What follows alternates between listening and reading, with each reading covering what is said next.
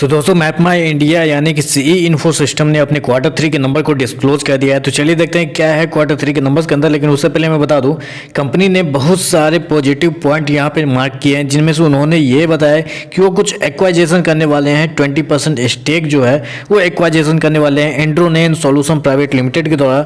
और कुछ और इन्होंने बहुत सारे एक्वाइजेशन यहाँ पे कंपनी ने लिखे हैं, बहुत सारे अप्रूवल किए हैं। इस क्वार्टर में कंपनी ने बहुत सारी चीज़ एक्वायर करने वाले हैं। अब क्या क्या एक्वायर करने वाले हैं वो मैं आपको आराम से डिटेल में एक वीडियो बना के बताऊंगा। लेकिन चलिए अभी देख लेते हैं नंबर्स क्या है, क्योंकि नंबर्स पे ज़्यादा डिपेंड करेगा मार्केट, क्योंकि मार्केट नंबर्स का वेट कर रहा था। तो चलिए देख लेते हैं क्या नंबर्स है।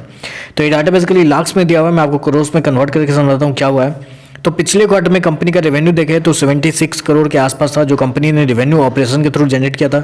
पिछले साल 43 करोड़ के आसपास था, जो कि इस क्वार्टर में देखें तो बढ़ के 67 करोड़ के आसपास आ चुका है। तो साल दर साल कंपनी के रेवेन्यू के अंदर एक बड़ी तेजी आपको देखने को मिल रही है। अप्रोक्सीमेटली आप बोल सकते हैं 55% के आसपास की तेजी है साल दर साल कंपनी के रेवेन्यू के अंदर। लेकिन क्वार्टर जाते हैं तो क्वार्टर कंपनी का जो रेवेन्यू है उसके अंदर हल्की सी गिरावट भी आपको देखने को मिली। अप्रोक्सीमेटली 12% के आसपास की गिरावट है क्वार्टर कंपनी के रेवेन्यू के अंदर।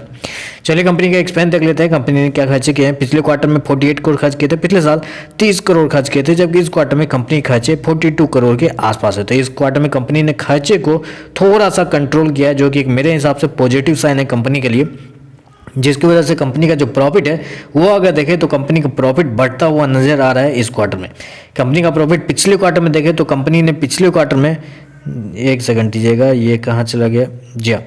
तो बेसिकली पिछले क्वार्टर में कंपनी का प्रॉफिट अगर देखें तो पिछले क्वार्टर में कंपनी ने ये रहा 25 करोड़ के आसपास का प्रॉफिट बनाया था। पिछले साल 18 करोड़ 18.5 करोड़ के आसपास का प्रॉफिट था, जबकि इस क्वार्टर में देखें तो कंपनी का प्रॉफिट अप्रोक्सीमेटली 30 करोड़ के आसपास है। तो पिछले क्वार्टर से कंपनी का प्रॉफिट ऑलमोस्ट 20% जंप हो चुका है, जबकि साल दर साल देखें तो साल दर साल अप्रोक्सीमेटली आप बोल सकते हैं साल दर साल कंपनी के प्रॉफिट के अंदर वही मैंने आपको बताया कि क्या 55% के आसपास की तेजी है।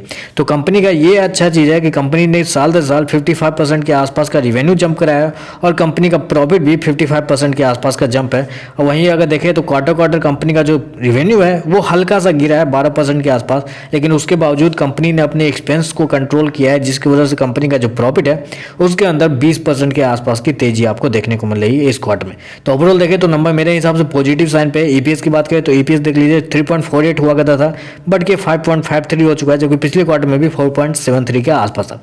तो ओवरऑल देखें तो नंबर मेरे हिसाब से पॉजिटिव साइड पे है। हो सकता है कि शेयर के अंदर एक अच्छी खासी तेजी आपको देखने को मिल सकती है, और ऊपर से कंपनी ने बहुत सारे एक्वाइजेशन किए हैं, तो शायद ये एक और भी ज़्यादा पॉजिटिव इंपैक्ट डाल सकता है शेयर के ऊपर।